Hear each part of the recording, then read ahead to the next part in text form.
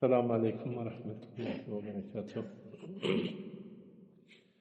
Bugün Hazreti Sultan Hubbi diyen Evliyanın tariki Yasaviye, Hacı Ahmet Yasavi'nin silsile kılıklar, hafiyetleri arasalamadan şirin talaş eden büyük evliya Türkistan'ın ulaqan bir mefahirlerinden bir nurli yıldızı Lokan dağın üstünde bizim yurdumuzda caylaşıp şoň ziyaretine geldik. Ne ahunla bilen, dostlarla bilen gowur manevi seyahat boldy, seyahat manevi boldy. Eýora ruhyamyz açyldy. Feyzinden, rahmetinden hayırlandık.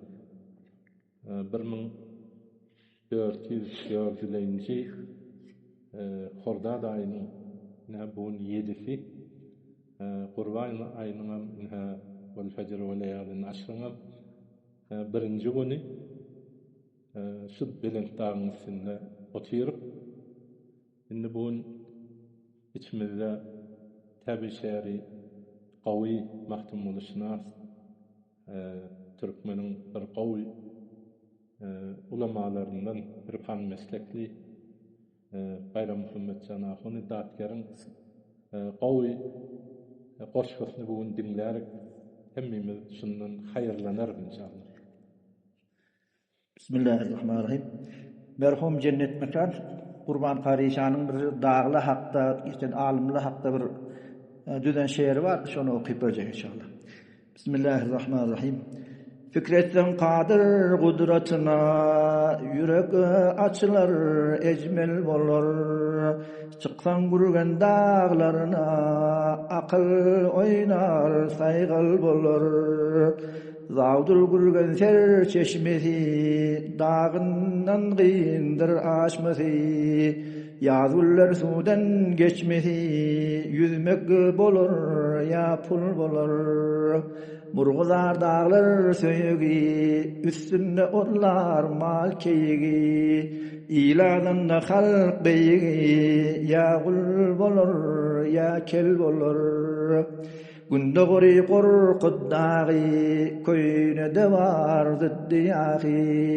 Ak çeşmede bir pudağı, bilmen näme mesel bolar. Yürüsen hasar kasdına, seyretsen Belent pestine. Piyada çıksan üstüne, ayağı ağır yaşıl bolar. Sünüt dağını salsan, şibli bargahına barsan. Yandıran dağını görsen, akıl hayran dillal olur. Gökçe dağda Halid Nebi, gaynata hem çopani. Ziyaret bastam harqani, kul muşkiller hel olur. Seyran etsen hacı dahi, gül açılar bahar çağı. Etrekçendir summar bağı, vakt yetse gurip kül bolur. Orta düştü gül dağı, çar tarafta bardır bağı. 6 yaşıl 6 ağı, 7 aylar ahsal olur. Abdülkadir iş bitiren, almın cahane yetiren.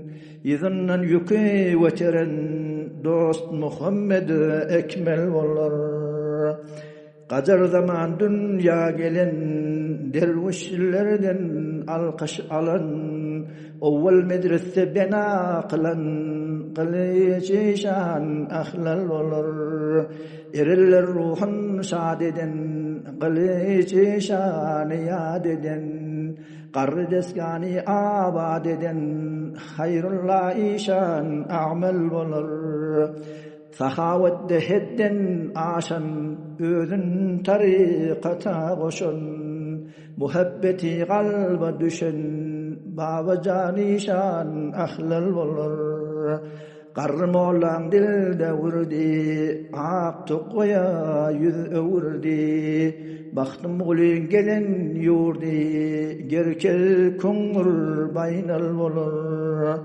Yürek taşa dil ezkar, yada salmal gam ruzigar, Mahtum guldan yadigar, atacani şan gerçel olur.